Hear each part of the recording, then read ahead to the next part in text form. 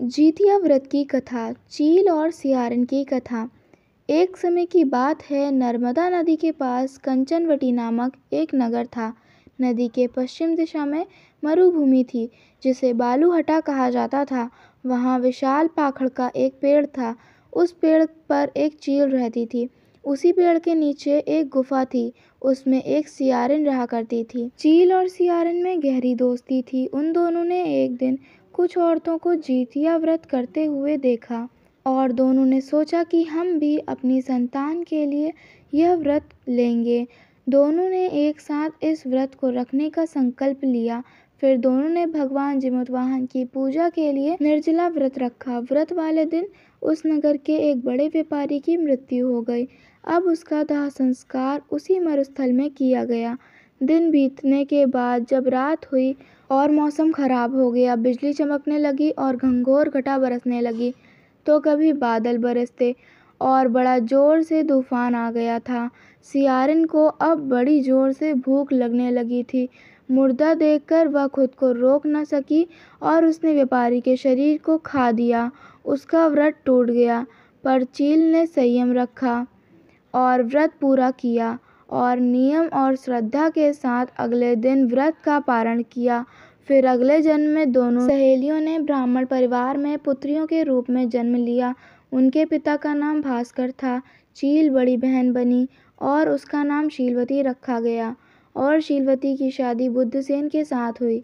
सियारिन छोटी बहन के रूप में जन्मी और उसका नाम कपूरावती रखा गया और उसकी शादी उसी नगर के राजा मलाई केतु के साथ हो गई और कपूरावती कंचनवटी की रानी बन गई।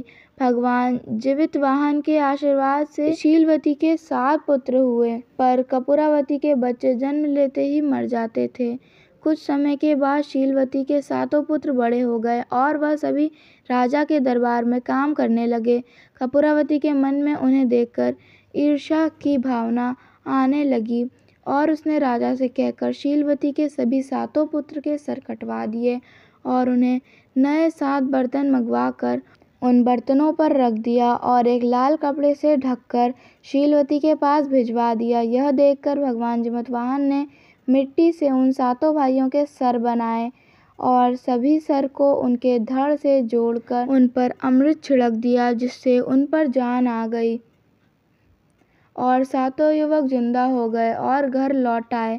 और जो कटे सर रानी कपूरावती ने भेजे थे, वह सब फल बन गए। और दूसरी ओर रानी कपूरावती शीलवती के यहाँ से पुत्रों की मृत्यु की सूचना पाने को व्याकुल थी। जब काफ़ी देर सूचना नहीं आई, कपूरावती स्वयं बड़ी बहन के घर चली गई और वहाँ सबको जिंदा व खुश देखकर वह सन्न में रह गई और बेहोश हो गई। जब उसे होश आया तो उसने बड़ी बहन को सारी बात बताई।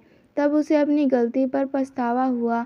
भगवान जिमतवाहन की कृपा से शीलवती को पूर्व जन्म की सारी बातें याद आ गई और वह कपूरावती को लेकर उसी पाखड़ के पेड़ के पास लेकर गई और उसे सारी बातें बताई, जिसे सुनकर कपूरावती बेहोश हो गई और मर गई।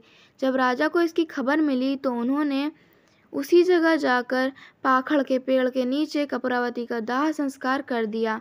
भगवान जिमतवाहन, जैसे आपने शीलवती के 7 पुत्रों की रक्षा करी, वैसे ही इस कहानी को कहते, सुनते और हुंकार भरते सभी पर कृपा करना। बोलो जिमतवाहन भगवान की जय हो।